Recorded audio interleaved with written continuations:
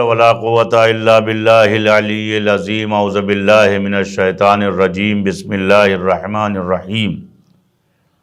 الحمد للہ رب العالمین الصلاة والسلام علی اشرف الانبیاء والمرسلین وخاتم النبیین اما بعد شہر رمضان الذی انزل فیہ القرآن۔ ظاہر ہے کہ پچھلے دروس میں ہم نے کچھ معروضات آپ کے سامنے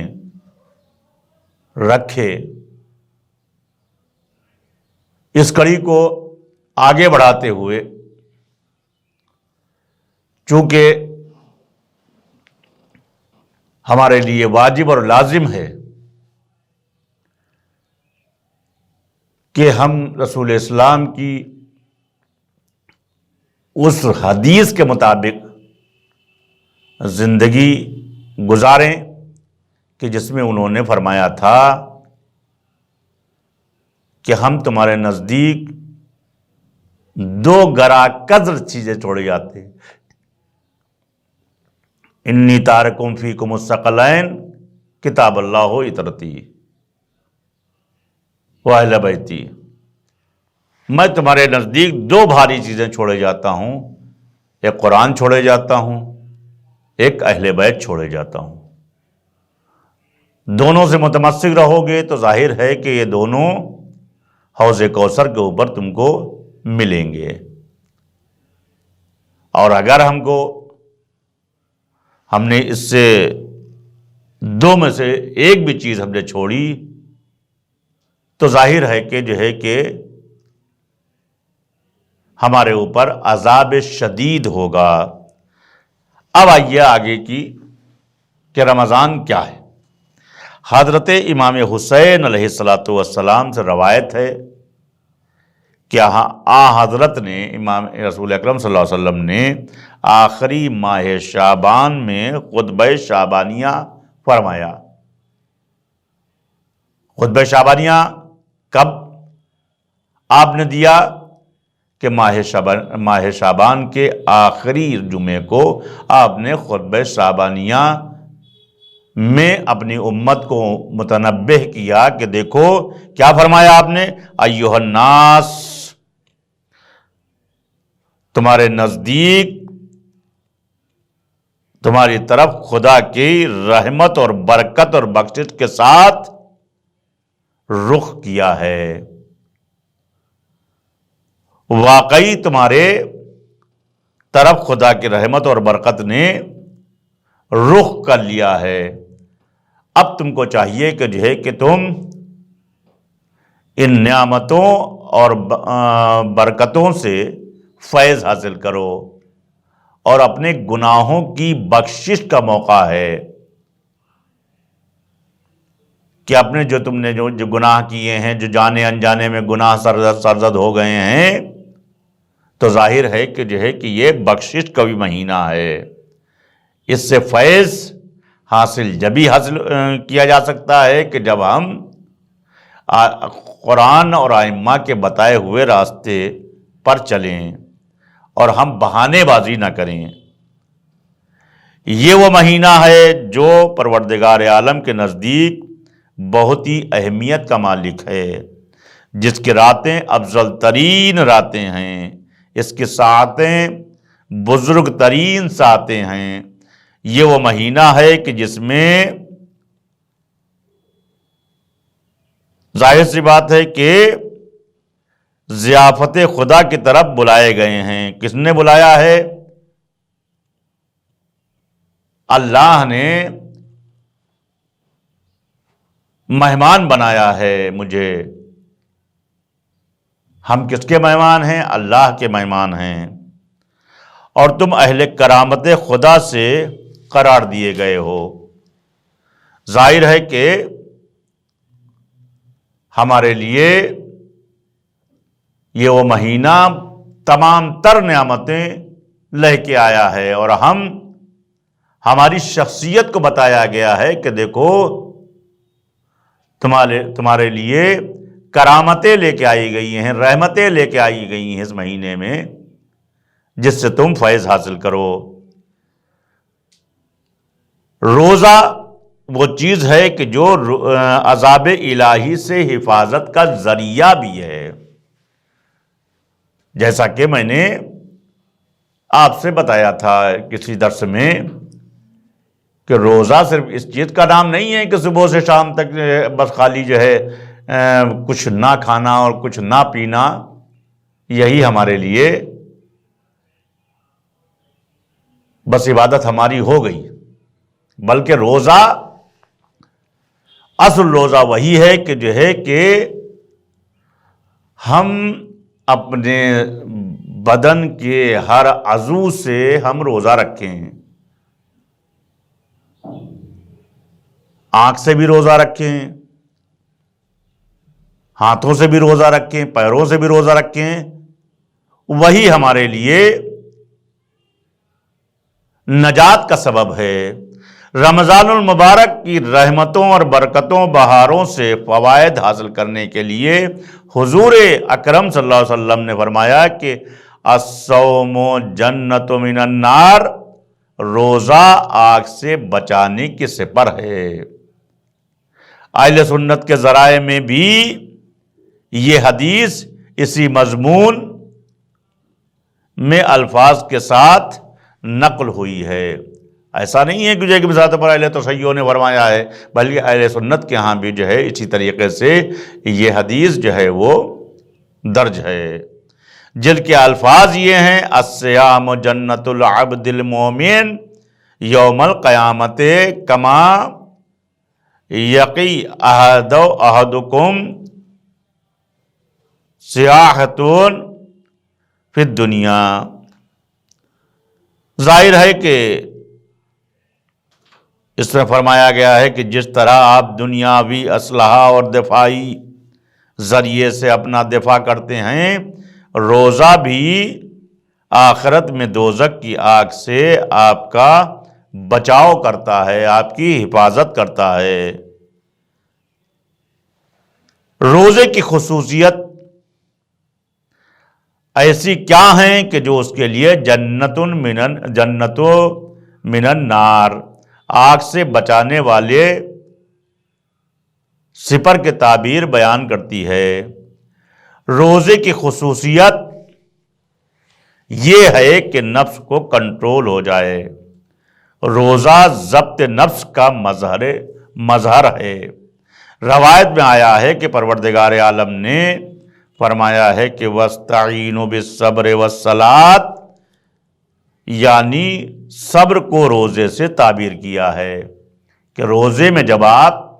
ہوں گے تو ظاہر سی بات ہے کہ جو ہے کہ آپ کو صبر سے کام لینا ہے اور اپنے جسم کے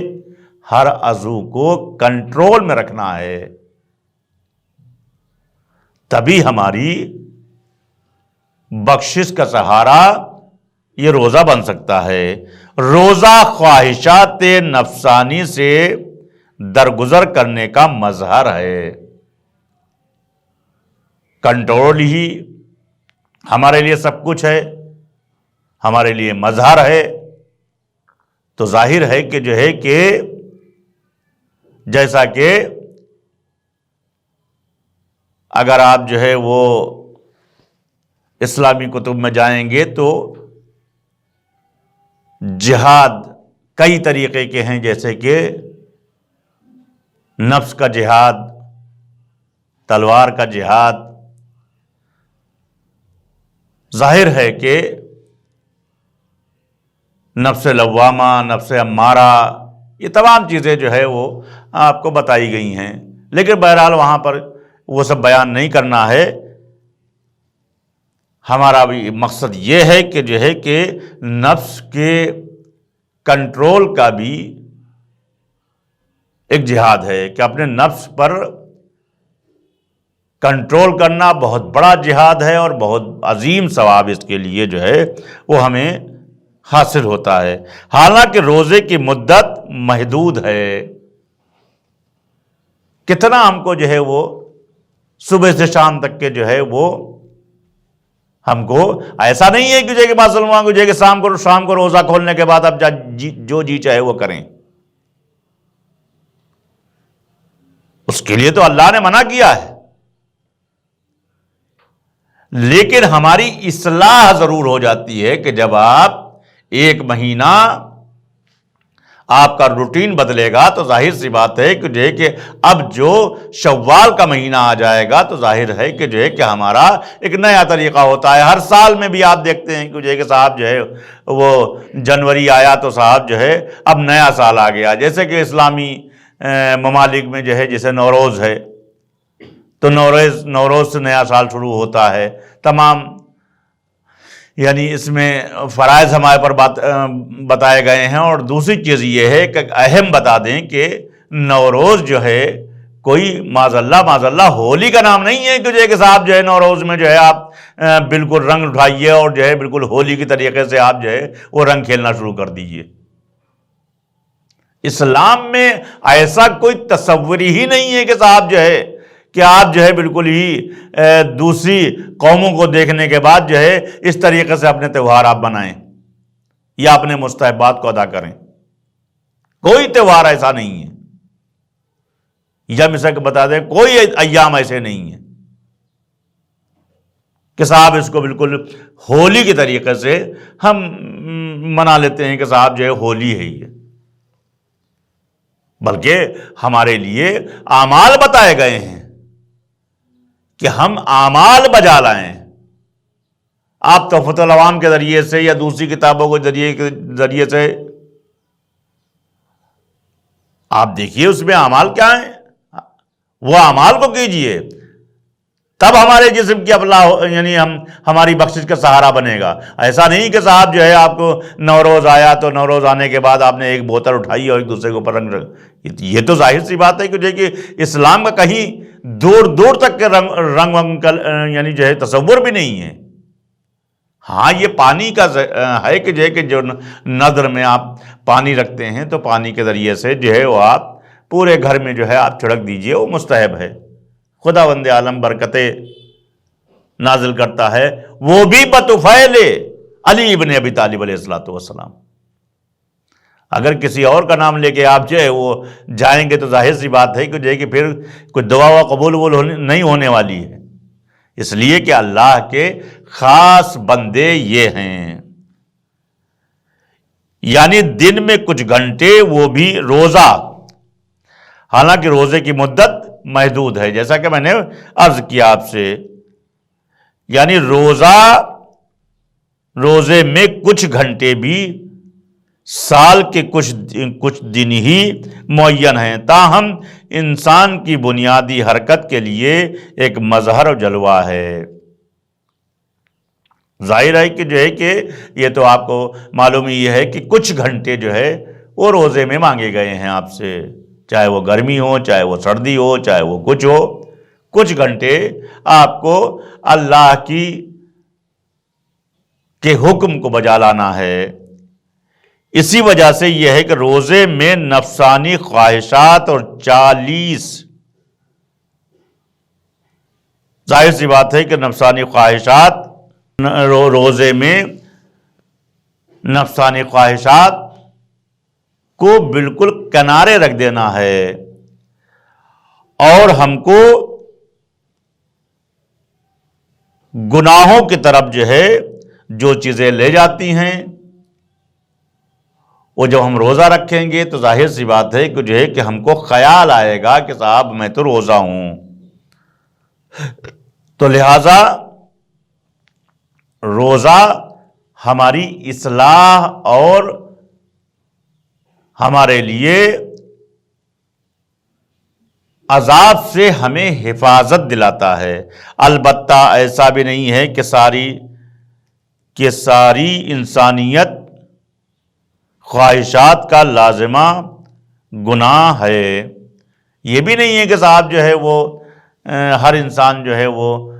گناہ پہ ملوث ہوتا ہے۔ ہم میں سے جو لوگ اکثریت ایسی ہے کہ جو ہم گناہ ہم سے سرزد ہو جاتے ہیں، تو اس کے لیے ہمیں سپر بتایا گیا ہے کہ روزہ ہمارا سپر ہے۔ بہرحال کچھ انسان کے خواہشات ایسے بھی ہیں جو حلال ہیں، مگر یہ کہ کوئی اپنے نفس کو بے لگام اور آزاد چھوڑ دے اور نفسانی خواہشات کا غلام بن جائے، یہ وہی چیزیں ہیں جس کو شیطان نے ہمارے لیے اللہ یعنی جو ہے ہمارے متعلق اللہ سے بحث و مباحثہ کیا تھا کہ ہم تیرے نیک بندوں کو بہکائیں گے۔ تو اللہ نے کیا کہا تھا کہ دیکھ ہمارے جو نیک بندے ہوں گے وہ تیرے بہکانے میں نہیں آئیں گے۔ اس کا جواز ہمیں ملتا ہے ائمہ اطہار علیہم الصلوۃ والسلام سے،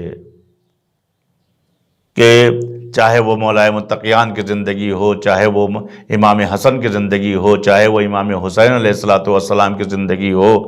آپ دیکھ لیجئے کہ اللہ کی خوشنودی کے لیے جو ہے وہ جتنا اللہ نے حکم دیا اتنا ہی انہوں نے عمل کیا، حتیٰ یہ کہ امام حسین علیہ الصلوۃ والسلام نے بھی کربلا میں وہی کیا کہ جو مرضی معبود تھی۔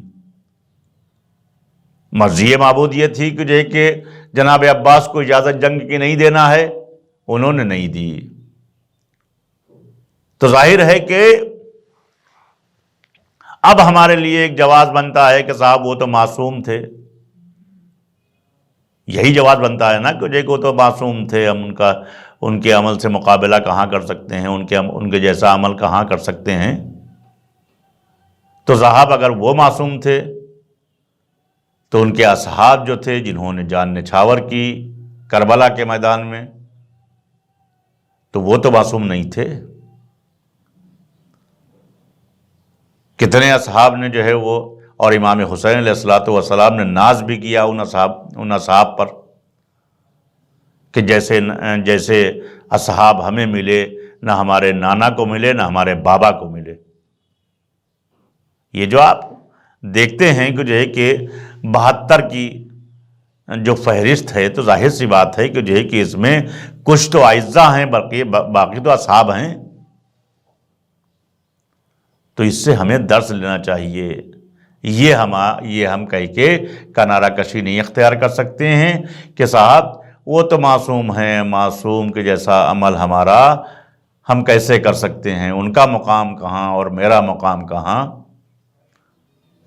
تو جناب سلمان سے ہم جو ہے درس حاصل کریں، جناب مقداد سے ہم درس حاصل کریں، خود جناب حر سے ہم درس حاصل کریں، کہ ظاہر سی بات ہے کہ جب جناب حر نے اپنے کو غلط پایا تو امام کے ہاتھوں امام کی خدمت میں ہاتھوں کو باندھ کر جو ہے وہ اپنے چلے گئے کہ مولا کیا ممکن ہے کہ جو ہے کہ ہماری بھی بخشش ہو سکے۔ امیر المومنین علیہ الصلوۃ والسلام نے نہج البلاغہ میں فرمایا ہے کہ حمل علیہا اہلہا، اسے ایک ایسی سرکش گھوڑے پر سوار کر دیا گیا ہے کہ جس کے ہاتھ میں اس کی لگام نہ ہو، اور وہ سرکش گھوڑا بھی اسے لے جا کر کھائی میں گرا دیتا ہے۔ انسان کی مثال ایسی ہے۔ اسی طرح نفسانی خواہشات بھی آدمی کو گناہ کی جانب لے جاتے ہیں۔ انسان کا نفس اور خواہشات بالکل سرکش گھوڑے کی طریقے سے ہیں، لہٰذا ہم کو لجام فرض کو جو ہے اپنے قابو میں رکھنا ہے۔ امام جعفر صادق علیہ الصلوۃ والسلام فرماتے ہیں کہ جو شخص بھی گرمی کی شدت میں اللہ کے لیے ایک دن روزہ رکھے اور اسے پیاس لگے تو خدا وند عالم 1000 فرشتے اس پر موکل کرتا ہے، جو افطار کرنے تک اس کے چہرے کو مس کرتے ہیں اور اسے بشارت دیتے ہیں۔ یہ بحر الانوار سے میں نے جو ہے جلد نمبر 93 اور صفحہ نمبر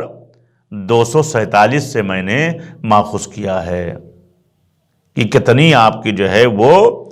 ظاہر سی بات ہے کہ روزے دار کی اہمیت کس قدر ہے،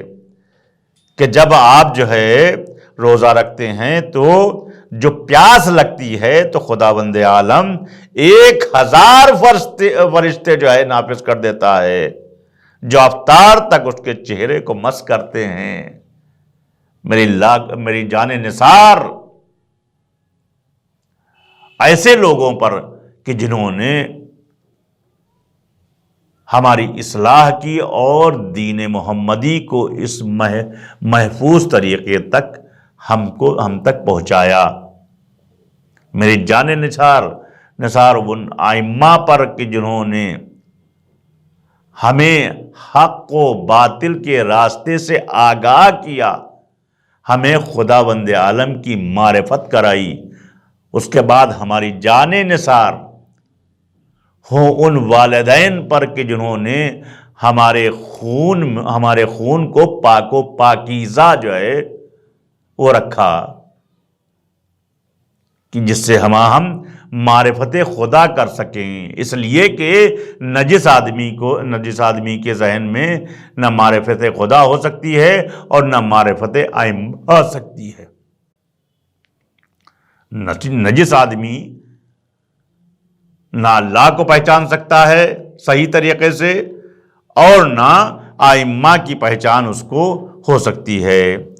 ظاہر ہے کہ امام علی علیہ السلام نے روزے کے فوائد کے سلسلے میں نہج البلاغہ کے ایک خطبے میں فرمایا ہے کہ جن ایام میں روزہ واجب ہے، ان میں سختی کو تحمل کر کے روزہ رکھنے سے بدن کے اعضاء کو آرام و سکون ملتا ہے، اور اس کی آنکھیں خاشع ہو جاتی ہیں روزے دار کی، اور نفس کو جو ہے ظاہر سی بات ہے کہ پاک و پاکیزہ ہو جاتا ہے، اور دل ہلکا ہو جاتا ہے، اور ان عبادتوں کے ذریعے سے خود پسندی ختم ہو جاتی ہے، اور تواضع کے ساتھ اپنا چہرہ خاک پر رکھنے اور سجدے کی جگہوں کو زمین پر رکھنے سے غرور ٹوٹتا ہے، اور روزہ رکھنے سے پیٹ کمر سے لگ جاتا ہے۔ یہ خطبہ امام نے نہج البلاغہ میں فرمایا ہے۔ ظاہر سی بات ہے، خود پسندی ختم ہوتی ہے، تواضع آتی ہے، چہرے کی رونق بڑھ جاتی ہے، کس کے ذریعے سے؟ روزہ رکھنے سے، سجدہ کرنے سے۔ غرور ختم ہوتا ہے جب انسان جو ہے زمین پر سجدہ کرتا ہے، اللہ کی عبادت کرتا ہے، اور پیٹ تو ضرور جو ہے ظاہر سی بات ہے کہ ہمارے بدن کی اصلاح ہوتی ہے، جو میں نے بتایا تھا کہ جو ہے کہ انسان جو آج کے زمانے میں ڈائٹ لیتا ہے، تو سب ڈائٹ وائٹ تو یہ الگ چیزیں ہیں، بلکہ یہ دنیاوی چیزیں ہیں، یہ دنیاوی ڈاکٹروں کی جو ہے دماغ کے ذریعے سے ہیں، بلکہ اگر حقیقی یعنی اپنی بدن کی اصلاح کرنا ہے تو ظاہر سی بات ہے کہ روزہ رکھیے۔ روزے کے ذریعے سے جب آپ روزہ رکھیں گے تو آپ کی بدن کی اصلاح خود بخود ہوتی رہے گی، کوئی ڈائٹ لینے کی ضرورت نہیں ہے۔ ظاہر ہے کہ جو یہ دنیاوی قوانین جو ہیں یہ بدن کے اعضاء کو خراب بھی کر سکتے ہیں، لیکن جب آپ اللہ کے بتائے ہوئے راستے پر چلیں گے، جب ائمہ کے بتائے ہوئے راستے پر چلیں گے، تو ظاہر سی بات ہے کہ جو ہے کہ اس میں ائمہ نے اور اللہ نے جو کچھ بتایا ہے یہ پوری انسانی زندگی کی اصلاح کے لیے جو ہے وہ ہر چیز بتائی ہے، کہ جیسے مثال کے طور پر نماز کھانا کھانے سے پہلے بسم اللہ جب کیا جائے تو نمک سے کیا جائے، اور جب چھوٹی چھوٹی چیزیں ہیں جو اس کے اوپر ہم غور نہیں کرتے ہیں، جب الحمدللہ کھانا ختم کیا جائے تو بسم اللہ سے جو ہے وہ الحمدللہ سے کیا جائے۔ مولا امام علی علیہ السلام نے فرمایا ہے کہ جو ہے کہ 40 بیماریاں جو ہے اس سے ہم سے دور ہوتی ہیں، یعنی جو ہے جب ہم کھانے کی اصلاح، جب کھانے کی شروعات کریں تو نمک سے کریں، اور کھانے کا جب اختتام کریں تو نمک سے کریں، تو ہماری 40 بیماریاں ہم سے دور ہوتی ہیں۔ اب اس کو ہم اگر درکنار کر دیں گے تو اس میں اسلام کا کوئی قصور نہیں ہے، اسلام کے قوانین تو بتا دیے گئے ہیں، قصور ہے تو ہمارا قصور ہے، ہماری کوتاہیوں کا قصور ہے کہ ہم خداوند عالم کی اس نعمت کو جو نمک جیسی نعمت ہے اس کو ہم نے بالکل اتنا جو بالکل جب آسانی سے مل جاتا ہے تو بالکل میں نے ہلکا سمجھ لیا ہے، جبکہ حقیقت یہ ہے کہ آپ پورا کھانا جو ہے وہ پکا دیجئے صاحب، جو ہے وہ شادی کا کھانا، اور اگر نمک نہیں ہوگا تو پورا کھانا جو ہے وہ بیکار ہو جائے گا، کوئی نہیں کھائے گا۔ لہٰذا ایک ایک چھوٹی چھوٹی چیزیں بھی ہمارے لیے اللہ نے نعمت کی شکل میں بہت عظیم عظیم چیزیں جو ہے وہ ہمارے لیے بنائی ہیں۔ وآخر دعوانا ان الحمد للہ رب العالمین۔